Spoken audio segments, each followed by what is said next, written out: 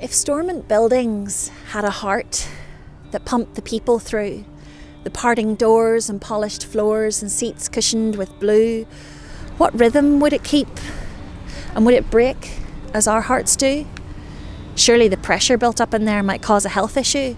Politicians can carry germs, not good for healing wounds. And if Stormont ever had a heart, who'd nourish it with food? Who would keep its rhythm steady? Who would keep the fatty, heavy weight of debate light and healthy and flowing in every room? I dare say, if Stormont ever had a heart, it would have a scar or two in vital places, divided with traces of badly patched up wounds. Yes, if Stormont had a heart, we'd need a bypass on major arteries to open up the broken bleed of the ruts of centuries, a fatal coronary disease of worn out, torn out history, resulting in a diagnosis of an atrocious, ferocious thrombosis caused by a collective neurosis in the pulmonary gene, a rare arrested development like medicine's never seen, caused by stress, and the mess of the Assembly's odd and deeply flawed bureaucracy, among other things. With so many issues and policies that need to be transfused, finding a donor that isn't a moaner is a difficult thing to do. The political servants can be quite fervent and often they'll refuse to cooperate. So we'll operate and bring in someone new. Those that wrestle in vessels have got to go. Those that do not keep the flow, blocking channels, refusing to grow, moving backwards, saying no, consuming all the capital and taking up all the room. Perhaps, if tested, we might find what's infested in the stream.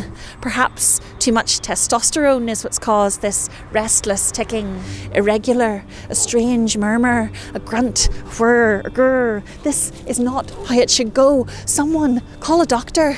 We really need a colossal doc to pull our not quite right White House through. It's looking pale. It's just got real. What are we going to do? We're in a crisis. We need advice. It's bedlam in every boardroom. Won't someone save this estate in a state?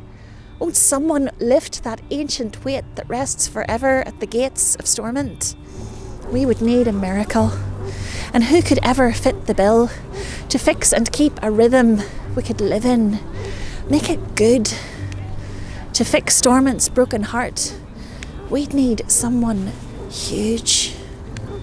But if someday Samson or Goliath thought that they might go to school to study medicine, that'd be pretty cool.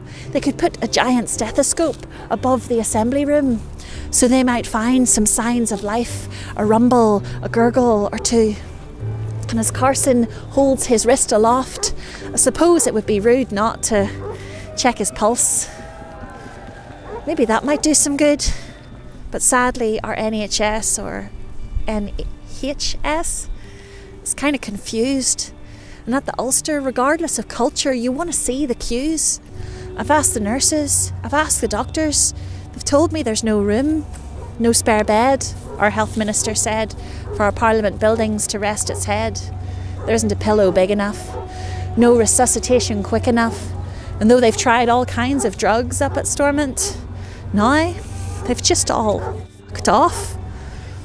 But what if Stormont fell in love? Granted, I'll admit, it's no cathedral or hotel. Not exactly romantic. But you'd be surprised. Despite the lies and politics, many ready blushing brides seem to have taken to it. Bizarrely, as wedding parties stand in line for photographs. That's nice.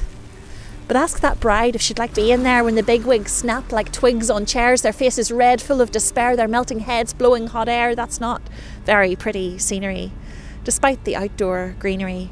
And though the Queen has been to visit Stormont, it's obscene that it seems to fall apart at the seams at the very mention of the past. Don't ask. Maybe it's just too much of a task to dream of keeping love on track in there. But what do I know? What do I care of feeling the heart of a place?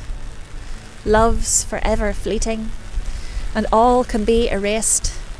Within one crashing moment, the heart becomes a cage. And maybe our own freedom lies beyond this worn out phase. Stormont. My darling Stormont. A building by any other name. Oh, let me count the ways. I hope, my darling Stormont, that you find better days.